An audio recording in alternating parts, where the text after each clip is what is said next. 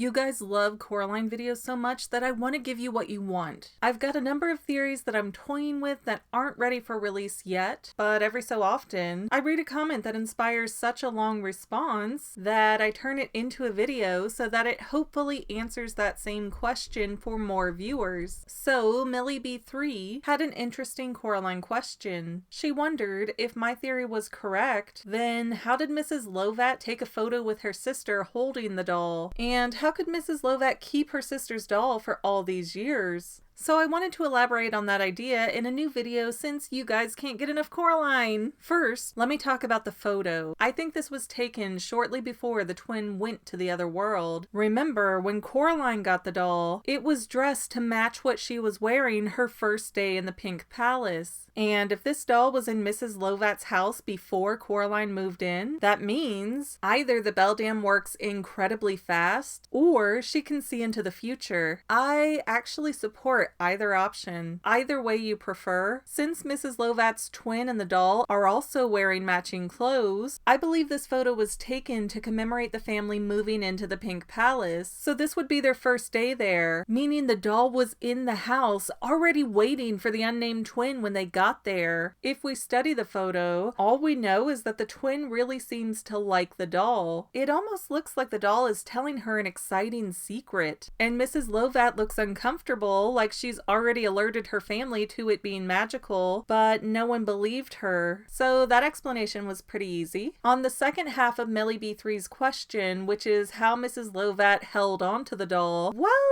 we didn't see what lured the twin into the other world, so we can't know for certain how that abduction went. But based on Coraline's story, the doll never followed her into the other world. It stayed behind in the real world. Now, Coraline does play with the doll later, but if she's trapped in the Pink Palace limbo world, as I strongly believe she is, then the doll might be an illusion like everything else. Okay, the next logical question would be why the beldam allowed the twins' doll to stay in the real world. I believe that the simple answer is that the other mother hoped to secure Mrs. Lovat through the tunnel too. When the twin didn't take the bait, the beldam just let the doll stay put in the real world. We know this was something that the beldam allowed because her mice could have come and taken it at any time, and the beldam was able to get the doll in the first place to make it look like Coraline. So the doll staying in the real world was a strategic choice. Actually, having said that, it makes me lean towards the beldam having future vision. When the beldam styles the doll to look like Coraline, this had to happen before Coraline moves into the Pink Palace. So if the beldam had the foresight to know that Coraline would get the doll, she had no need to take it back. It was going to get to Coraline organically. And in the meantime, the beldam could use the doll as her eyes and ears in the real world, a way to make sure that what her cat minion was telling her was the truth. Perhaps the beldam even found a way to use the doll to her advantage, like getting the doll to somehow persuade Mrs. Lovat into letting children move into the Pink Palace, or telling Wybie how to find the doll to give it to Coraline. The movie offers us no proof to say that this is possible, but maybe, just maybe, the beldam can move and speak through the doll too. I mean, the doll does move itself several times, and the mice aren't anywhere around in those scenes. So if the beldam can use the doll to sort of move around in the real world, that opens up a lot of possibilities for the doll to leave manipulative suggestions or to whisper in ears while people are sleeping. It might be a stretch, but it also might fill in those giant gaping plot holes. And yeah, I might be overthinking it, but that's literally my job. Well, that's all I have for now, but this video's not quite over yet. I get a lot of comments that say, do a theory on this topic, but I've already done those theories. So please consider going to my main channel page and clicking on the video tab so that way you can see everything I've done. You will probably find a lot of things you like that you never even knew that I posted. I want to let you know that I also have two other channels, Say Halo Goodbye Gaming and the Fanily Family Vlogs. Thank you so much for watching, and I hope you enjoyed enough to hit subscribe and share. I can use all the help I can get to let other people know that this channel exists. And if you made it this far, leave me a comment that says something like, hey, I made it to the end, and then let me know what kind of videos you want to see in the future. I can't make any promises, but the more people that request something, the more I can look into it. Okay, well, I love you. I'll see you in the next video.